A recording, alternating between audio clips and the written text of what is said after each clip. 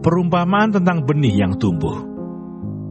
Lalu kata Yesus, "Beginilah hal kerajaan Allah itu, seumpama orang yang menaburkan benih di tanah. Lalu pada malam hari ia tidur dan pada siang hari ia bangun, dan benih itu mengeluarkan tunas, dan tunas itu makin tinggi. Bagaimana terjadinya, tidak diketahui orang itu. Bumi dengan sendirinya mengeluarkan buah, mula-mula tangkainya, lalu bulirnya, kemudian butir-butir yang penuh isinya dalam bulir itu.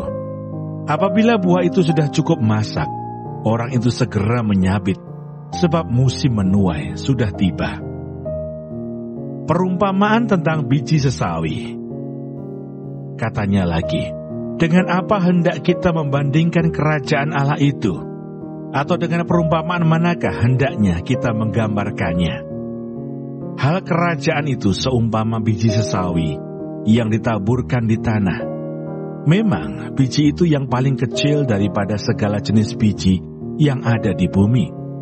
Tetapi apabila ia ditaburkan, ia tumbuh dan menjadi lebih besar daripada segala sayuran yang lain, dan mengeluarkan cabang-cabang yang besar, sehingga burung-burung di udara dapat bersarang dalam naungannya.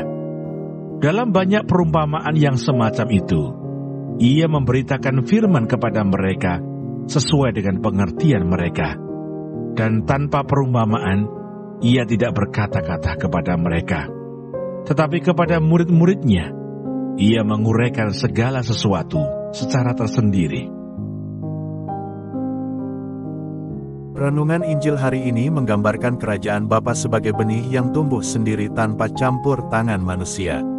Ini menunjukkan bahwa pertumbuhan rohani dan perkembangan kerajaan Bapa adalah karya Tuhan sendiri, yang terus berlangsung meskipun kita tidak selalu memahaminya. Dalam perumpamaan ini, Yesus juga menekankan kesabaran dan kepercayaan penuh pada rencana Tuhan yang terus berkembang dalam hidup dan sekitarmu. Refleksi dari perenungan ini mengajak kita untuk merenungkan bagaimana kita mampu mempercayakan setiap perkembangan dalam hidup kita pada tangan Tuhan. Apakah kita merasa tidak sabar atau cemas mengenai masa depan? Bagaimana kita dapat belajar untuk menyerahkan segala kekhawatiran dan menaruh kepercayaan penuh pada Tuhan yang memastikan pertumbuhan dalam hidup kita, meskipun kadang kita tidak melihatnya secara langsung. Tindakan yang bisa dilakukan yaitu: 1. Luangkan waktu setiap hari untuk berdoa, menyerahkan segala kekhawatiran serta ucapan syukur kepada Tuhan. 2. Percayalah pada proses dan rencana Tuhan, meskipun kadang tidak terasa jelas atau terlihat segera. 3. Menyadari bahwa tindakan kita seharusnya mencerminkan kesabaran dan keyakinan kepada Tuhan, berbuat baik dan bertindak positif tanpa mengharapkan hasil langsung. Mari kita berdoa. Tuhan yang penuh kasih, kami bersyukur atas pemeliharaan dan kebaikan-Mu yang selalu ada dalam hidup kami.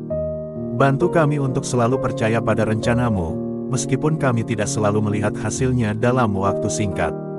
Ajari kami untuk bersabar, meyakini bahwa segala sesuatu diatur dalam waktu-Mu yang sempurna.